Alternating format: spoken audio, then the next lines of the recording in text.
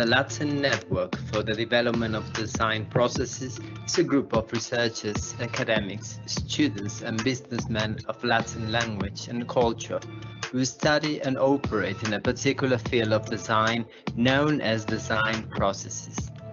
They meet in the Latin Network Forum, conceived as an internationally specialized panel in order to debate and discuss their studies and experiences. The network was founded in 2008 with the manifesto Carta di Torino. Since its very beginning, Professor Flaviano Celaschi, PhD, has been leading a team that over the years guaranteed the cultural and scientific focus of the members of the network, developing interinstitutional cooperation. Since its foundation, 6 forums have been held, and this year, Universidad Nacional de Colombia, Sede Palmira, and Tecnológico de Monterrey join efforts to present it in a virtual format with Design and Territory, Emergencies and Conflicts as the main subject. Welcome to the Latin Network Forum. Enjoy the session we have prepared for you.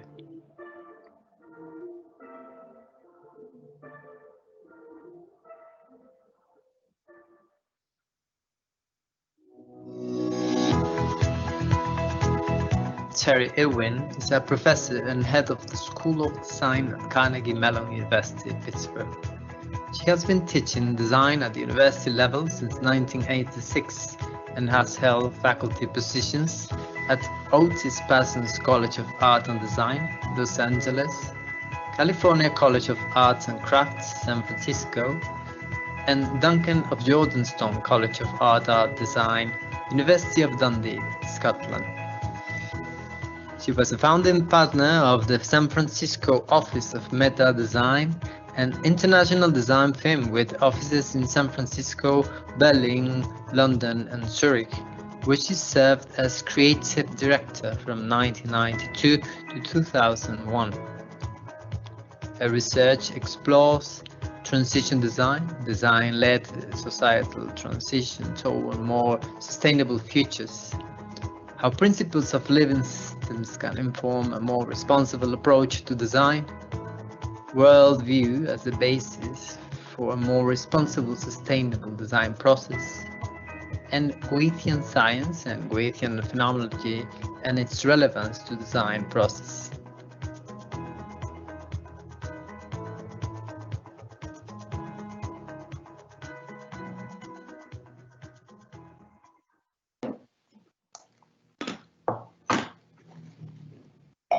Bienvenidos a esta tercera conferencia de este segundo día de nuestro foro.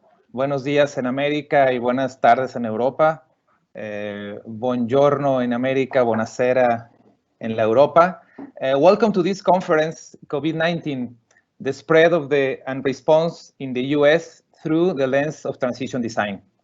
The 7th International Forum of Design as a Process, Design and Territory, Emergencies and Conflicts has developed these webinars to stay connected, talk, and reflect about diverse relevant topics in our discipline.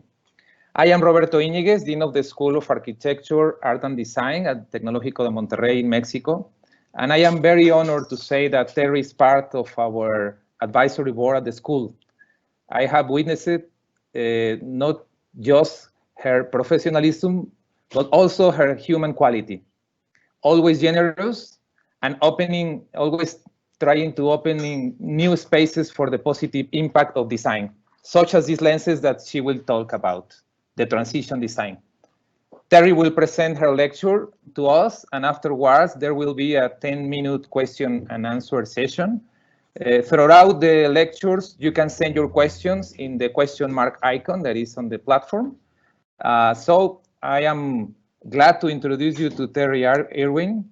Terry, thank you very much again. The platform is yours. Okay, thank you so much, Roberto. I'm going to begin my screen sharing right now.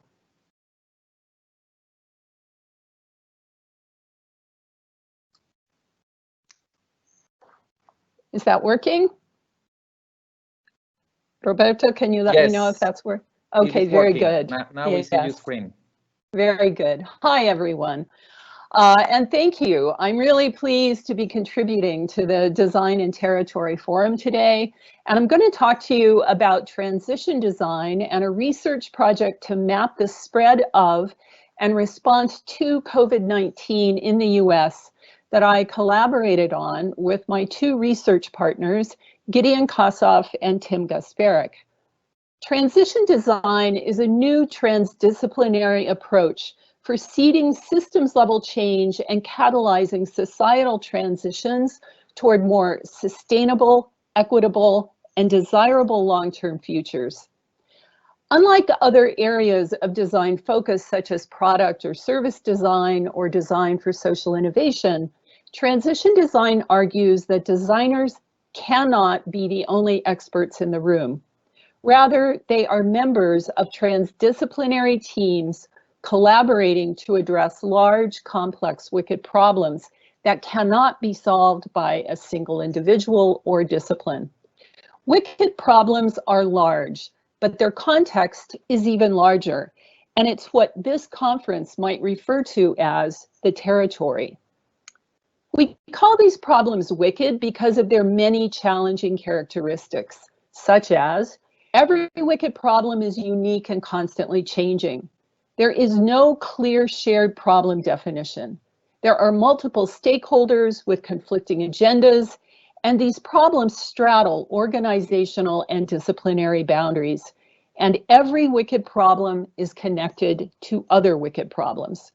Wicked problems are things like this: income inequality, climate change, terrorism, loss of biodiversity, a lack of access to affordable housing and education, and as we're seeing right now in my country, things like pandemics, racism, and police brutality.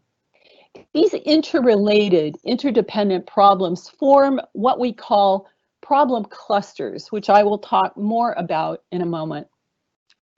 Transition design uses wicked problems as doorways into larger socio-technical systems or territories, and argues that wicked problem resolution can actually be a strategy for catalyzing entire systems level change. Transition design also argues that the concerns of all stakeholders affected by the problem must be integrated into solutions. This is the opposite of many traditional problem-solving approaches that only include what they determine to be key stakeholder groups and usually privilege the concerns of some groups over others for a variety of reasons. Transition design also argues that stakeholders include both the human and the non-human. So advocates for other must be appointed to represent the concerns of the disenfranchised and ecosystem stakeholders.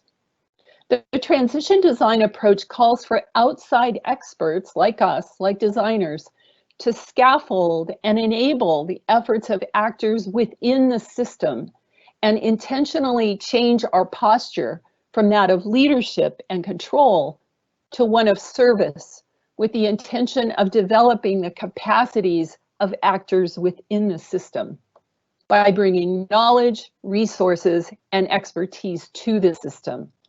This is based upon the conviction that the ability to transition a system over long arcs of time must reside within the system and not depend upon outside experts for continuity. Because wicked problems are large and complex, and the stakeholder groups affected by them are extensive, radically large problem contexts must be drawn around them. But this is actually the opposite from most traditional problem-solving approaches, which look something like this. A designer or their client might identify a clear problem, such as the lack of homeless shelters in Pittsburgh. But they probably wouldn't ask if that problem is really a symptom of a much larger problem. So the solution is to build a homeless shelter. If, however, we begin to trace the roots of the problem up to a higher systems level, we might redefine the problem as a lack of affordable housing. But if we go up another level to try and understand the entirety of the problem, we might arrive at the wicked problem of homelessness in Pittsburgh, and that is a complex problem. But wait, it gets worse. Remember that I said most wicked problems are connected to other wicked problems? If you view those related problems as part of the bigger context or territory, then it begins to look something like this. And this is the point at which we realize that no single individual or discipline can solve a wicked problem. It requires transdisciplinary collaboration over long arcs of time to effectively address it, and it takes one more very important thing: a better understanding of systems themselves, how they behave, and how they transition over time. Essentially, we all need to become students of systems, and systems themselves are perhaps best explained by this old joke. Two fish bump into each other, and one says, "How's the water?" And the other replies, "What water?" Marshall McLuhan, in his book War and Peace in the Global Village, said, "One thing fish know nothing about is water, since they have no anti-environment which would enable them to perceive the element they live in." Systems are so ubiquitous and our interactions with them so pervasive, we don't really see them, and therefore we don't understand them very well. My work is essentially concerned with how we learn to see systems and understand how they behave. So we live in a world of systems nested within systems nested within systems. There are transportation systems, infrastructural systems, financial, economic, and communication systems, and all of these are permeated by cultural and disciplinary norms, laws and informal practices, or ways of doing things. And together, all of these form what are known as socio-technical systems, which in turn are situated within the natural world. And these systems are always in transition. But despite their constant movement, socio-technical systems are highly resistant to change. They get set in their ways, just like we do. But change they can, as a result of three things: large and small events, technological innovations and breakthroughs, and changes in beliefs, social norms, and practices. So in both material and non-material ways. And any of these changes can happen suddenly or gradually. But let's come back to the concept of transition. Human societies are always in transition, but these transitions have been largely unintentional, full of what we call drift, and we really only understand their ramifications in hindsight. We call it history.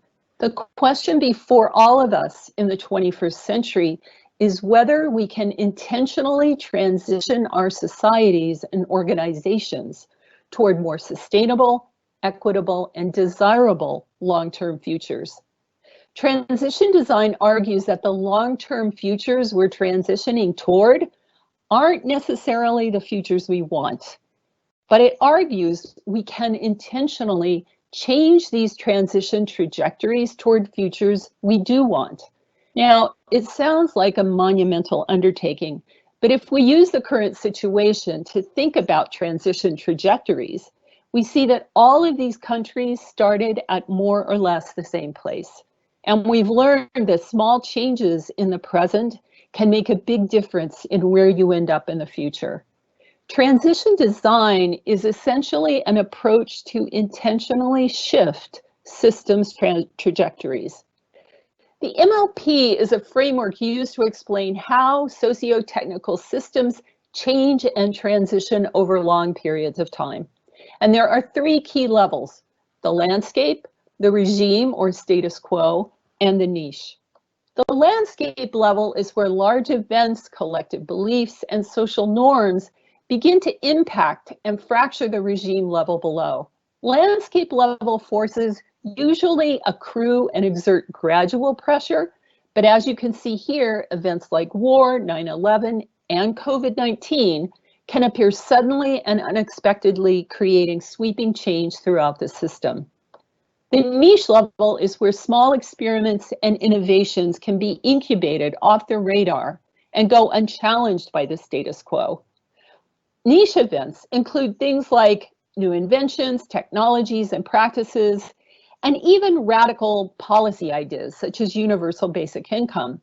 But the important thing to know is that large, unexpected events like COVID-19 always open up opportunities at the niche level that can be exploited for good if you know how to read systems dynamics. I'm going to show you just 2 examples of how change happens in a socio-technical system. Here, conditions already present at the regime level begin to constellate and exert pressure, opening up a fracture from within and letting niche-level innovations rush in. Startups like Airbnb and Uber, combined with social networking technologies, exploited the fracture and rushed into the regime. And the speed at which they were absorbed into and transformed the regime was astounding.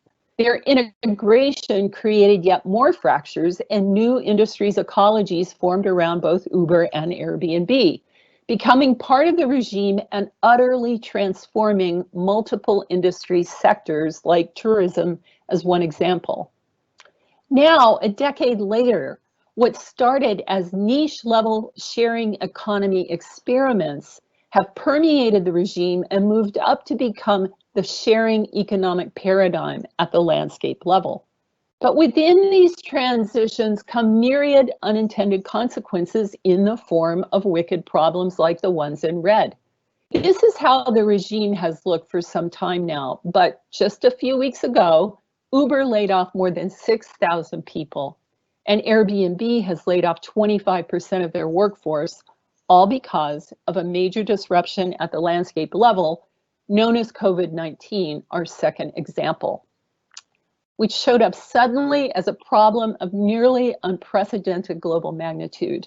You can actually watch it fracturing the regime in real time, igniting a flurry of niche-level activity that is nearly impossible to follow, but which contains within it the seeds of paradigmatic change for both good and ill.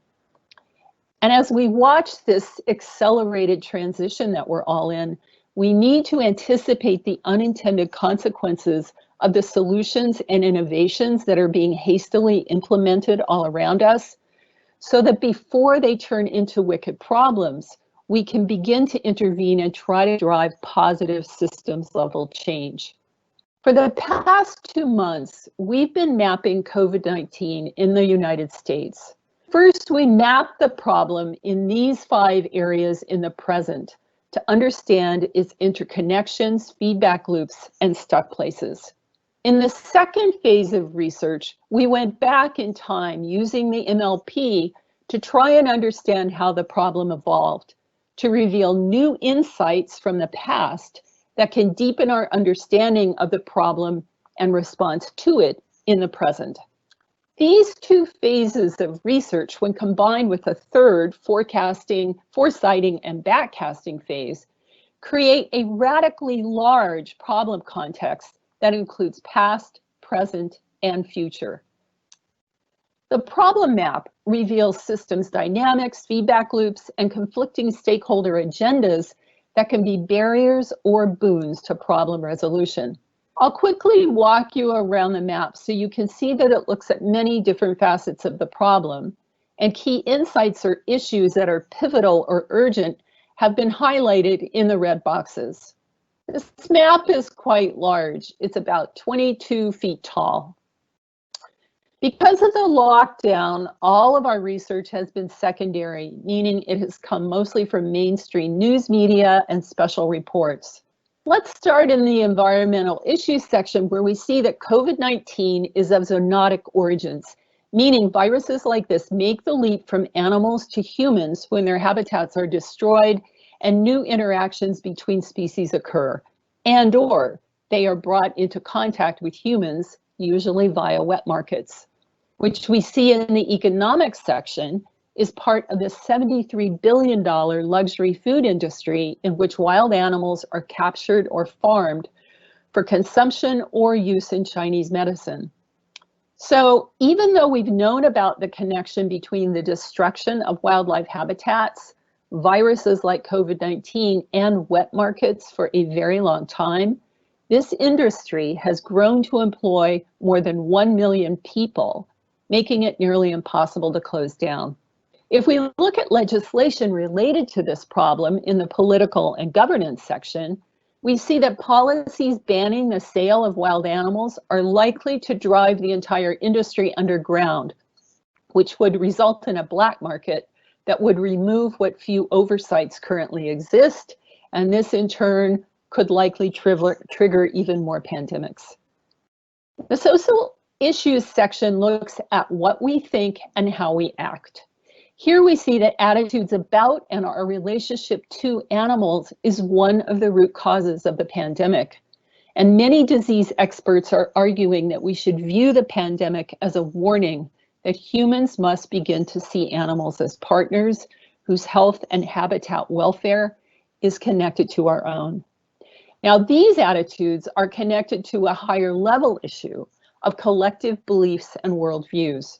Here we see that American beliefs about civil liberties, individual freedoms, and the right to bear arms have impeded an effective response to the pandemic and have led to nationwide protests. But valid concerns underlie many of the quarantine protests. In almost half of US workers' health insurance is tied to their unemployment, and 1 in 5 workers have lost their jobs, leaving about 27 million Americans without health care and the ability to meet their basic needs. In the economic and business section, we see that this issue is connected to our privatized for-profit healthcare industry that is part of a larger economic system that places stakeholder profit above the welfare and job security of its workers. This profit imperative is part of a national system that actually pits the welfare of the economy and corporate profits against the welfare of its workers and citizens. And of course, the backdrop for all of this has been an extremely polarized political landscape, which has contributed to the virus's rapid spread and our nation's faltering response to it. Back in the social issues section, we see that the pandemic has left many groups especially vulnerable, like our African American and Black populations, who are contracting the virus and dying from it in shockingly disproportionate numbers. Here you see the final problem map with key insights and root issues highlighted in the red boxes. These are used as the basis for the next phase of research, which uses the MLP framework to trace the historic origins of these root issues and insights. This map is also very large. It's about 18 feet long and begins in 1770 with the framing of the US Constitution, which we think has a direct bearing on the uniquely American response to the pandemic. Entries in red indicate pandemic-related events, and you can see that large events that shaped the US response to COVID-19 are at the top landscape level. You'll also see that we've articulated a long-term placeholder vision in which viruses are not common and pandemic, but rather rare and contained, to show how the third and final step might integrate into research. Along this timeline, we pull out narrative threads and insights about the past, which help us understand the problem in the present. And here we see the roots of the Americans' concern with civil liberties and the right to bear arms that has adversely connected our response to the pandemic. And at the top landscape level, we see that a Southern enslavement economy contributed to more than 400 years of institutionalized racism in the US, which is directly connected to our Black populations contracting COVID-19 and dying from it in the disproportionate numbers I mentioned before. And this in turn is connected to the protests around the world over George Floyd's death at the hands of Minneapolis police. The pandemic has thrown a spotlight on all of the infrastructural weaknesses in the US, especially our healthcare system. Tracing its evolution, we see that the founding of the American Medical Association and its early profit-based partnership with Big Pharma that continues to this day helps explain why the system is so broken today. Paul Krugman pointed out in a recent New York Times article that the US almost got universal healthcare coverage in 1947, but segregationists blocked it out of fear it would lead to racially integrated hospitals. So here we see the problem cluster of COVID-19, our broken healthcare system, and racism. Another important finding is that the coronavirus was discovered in 1967. So for over half a century, we've known about it. We've known it's zoonotic in origin and that it gets into the human disease stream through the capture and consumption of wild animals and the destructions of their habitats through deforestation. We've had this knowledge for over half a century, and yet the luxury food industry has continued to grow. In the present, the niche level is where the action has been. Incredible innovations, technological breakthroughs, and research were popping like corn when we concluded our research. These niche level events are really just the tip of the iceberg. But one thing we've seen is a striking difference in the nature of responses around the world. You can see that in the US, the white bubbles on the left, the response has been characterized by new types of collaboration in the private sector and academia, as well as what I'll call service offer pivots that leverage existing technology and manufacturing capabilities to respond to a variety of pandemic-related needs. In contrast, the response in many other countries has been led by governments and civil service sectors. So this opens up an important conversation about the need for both bottom-up and top-down strategies for addressing not just the pandemic, but all of the problems related to it. Our research also asks, what should we be anticipating? What are the key questions our communities and organizations ought to be asking? What questions and opportunities has the pandemic opened up for your organization or institution? These questions and many more ought to guide all of our actions in the coming months and years. Transition design research like this aims to produce a deeper understanding of the problem and its evolution, and when combined with a long-term vision co-created by the stakeholders themselves, it opens up new and more effective strategies for problem resolution. The objective is to develop ecologies of systems interventions that solve for multiple issues simultaneously. This results in increased traction to fracture that regime in an ongoing cycle of intervening and solutioning at multiple levels of scale over multiple horizons of time, resolving the complex problem and shifting the transition trajectory of the socio-technical system. So this used to be the end of the lecture, but since we finished this research just a few weeks ago, the world has changed drastically yet again. COVID-19 seems to have become a catalyst for revealing and exacerbating a host of other wicked problems that in the US have been building for decades or even hundreds of years.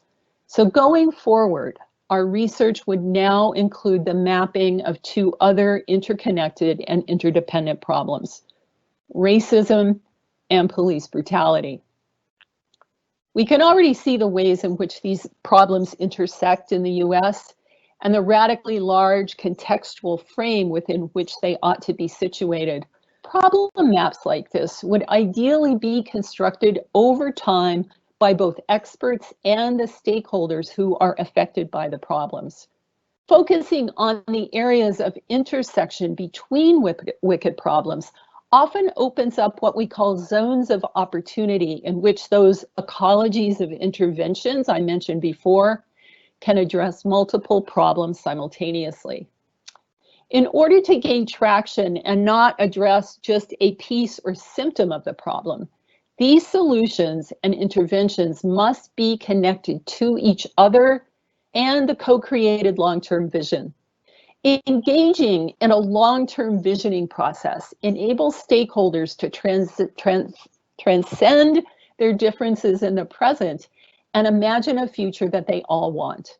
This process of problem mapping, long-term visioning, and system solutioning becomes an ongoing inclusive cycle in which stakeholders themselves anchor a transition project that extends for years or even decades.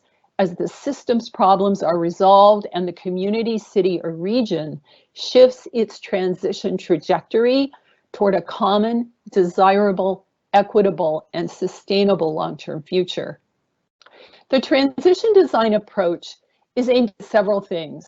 It leverages knowledge and wisdom from within the system. It frames problems within radically large contexts. It facilitates a shared understanding of the problem and enables stakeholders to co-create long-term visions of the future they want.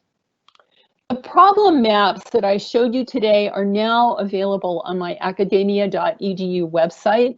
And if you would like to know more about transition design, the syllabus for our master's and doctoral seminar is up online.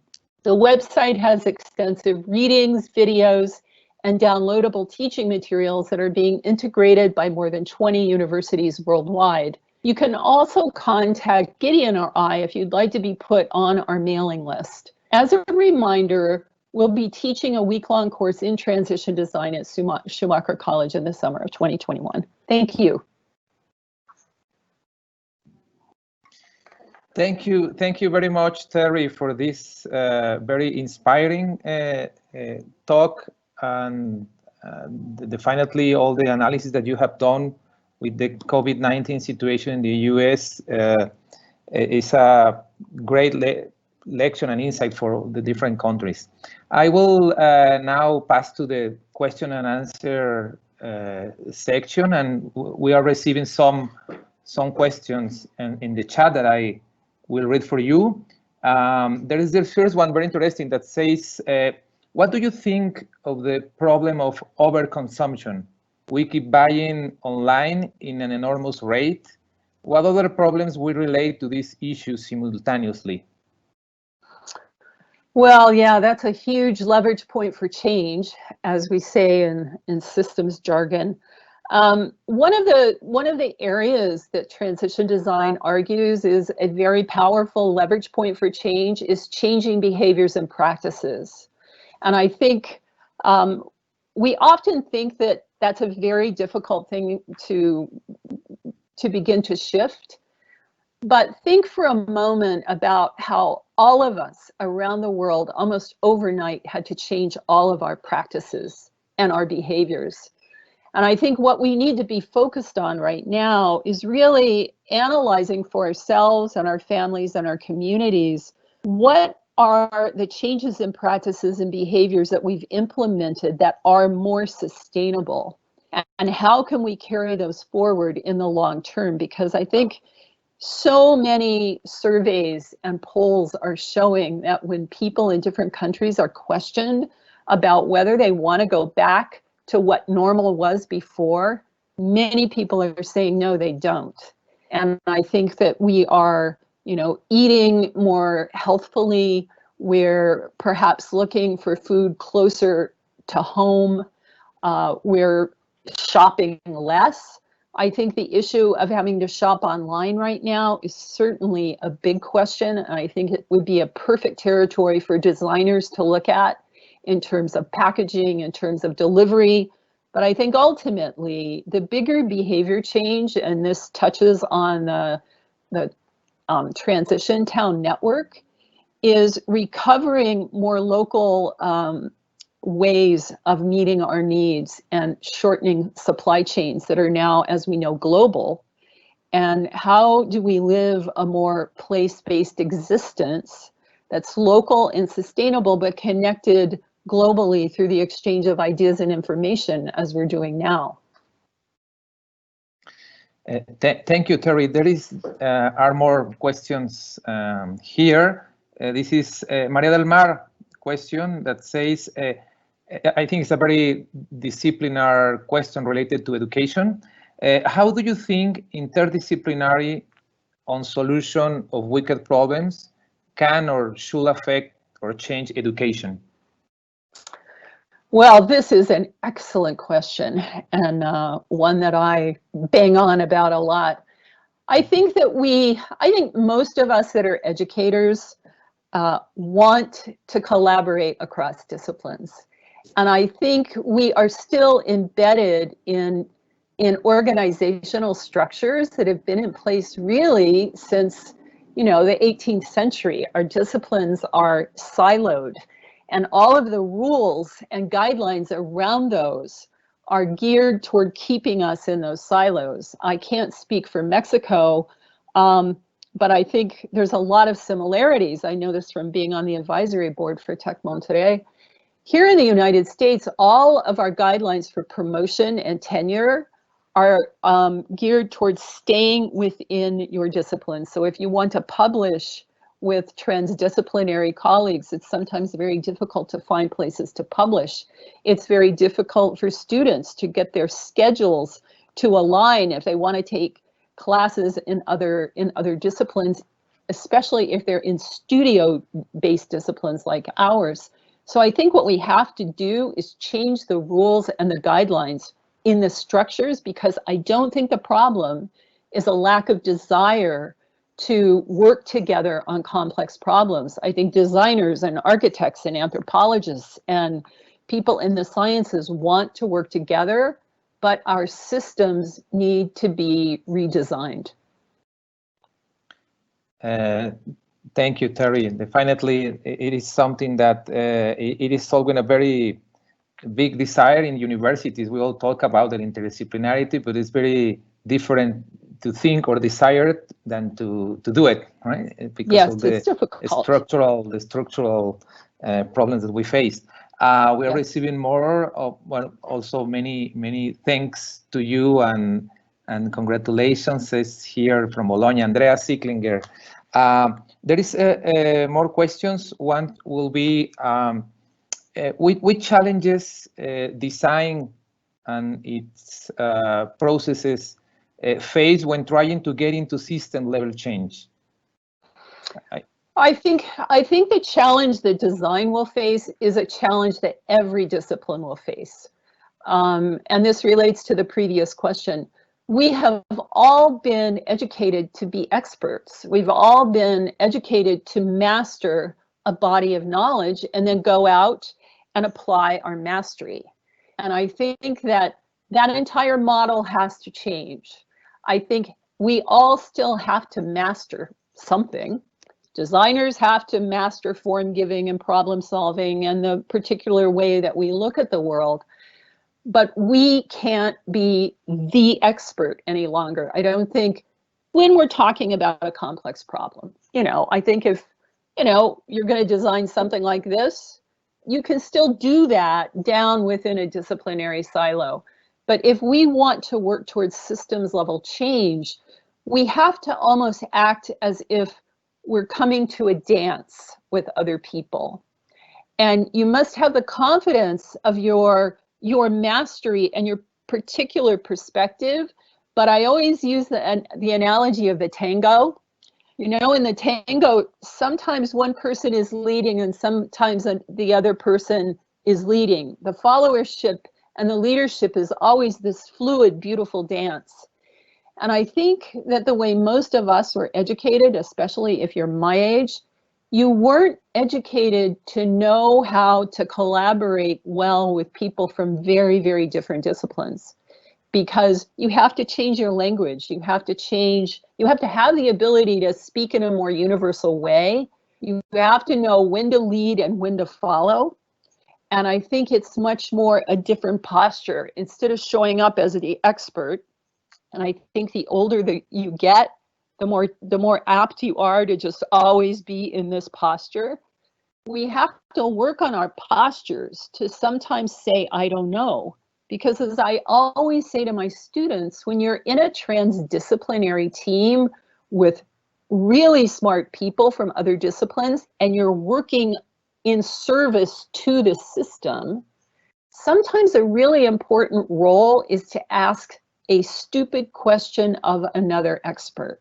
Because this beginner's mind, this ability to look at something without a history of doing it the same way before is a really important perspective to bring to this work. So mostly you have to have the confidence of knowing you know this much and you will bring it to the work when you can, but you're all working together to see the whole. Thank you, Terry. There is another question very related to this one that says, how can a practicing design professional can contribute to system level change? How can they create impact at that level? Yeah. Well, I think that designers in general need to be educated to understand systems dynamics more. And I think that even if you're running a small design firm, or if I were still running meta design, I would no longer accept the problem as it was defined by my client.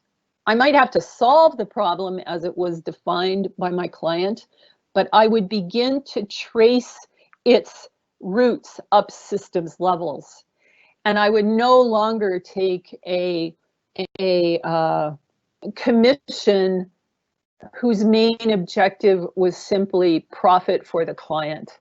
I would practice provoking the client or asking non-confrontative questions of the client about what the larger social and environmental ramifications of the solution might be. And I think when you enter into that space of wanting to study it first, you're educating yourself. And I think once you begin to see the bigger context around everything you design, new opportunities for collaboration will open up. I also see more and more professional design firms that are beginning to start a different side to their company, where they work for profit over here, and they begin to try and teach their clients to think about the social and environmental concerns, but they devote some of their profit to doing community-based projects that are more in the social innovation or transition design realm. And I think, however, the biggest thing we can do is use business as a leverage point for change and try to change the attitudes and worldview one conversation at a time. I think back on the opportunities that I could have had with executives from Nissan or Coca-Cola or the Berlin Transport Authority to just gently, humbly challenge so that we begin a bigger conversation together. And I didn't do it because I didn't know to do it. Wonderful, thank you. Thank you very much. There are more and more questions coming to the chat. There is this other that says, how to build a cluster of wicked problems. I think is related with one of the first concepts that you presented, the idea of clusters of wicked problems. So the question is how to build a cluster of wicked problems without getting lost in the very big picture. Well, that is the art. That is the art, because really almost any wicked problem that you would encounter at the city level, they're all interconnected. We've started to think of them in terms of hotspots. So COVID-19 is connected to so many problems in the US, and I talked about many of them, but what we've seen in the last few weeks is that police brutality and racism became a hotspot. So that was a problem cluster that emerged. So I'm going to change the language a little bit to say, you'll probably never have to build a problem cluster. You'll have to watch to see what's emerging, and to use the language of healthcare, do triage. Because when you look around, you know, they do triage to see which patient is the most critical. You will see the critical problem clusters rising up.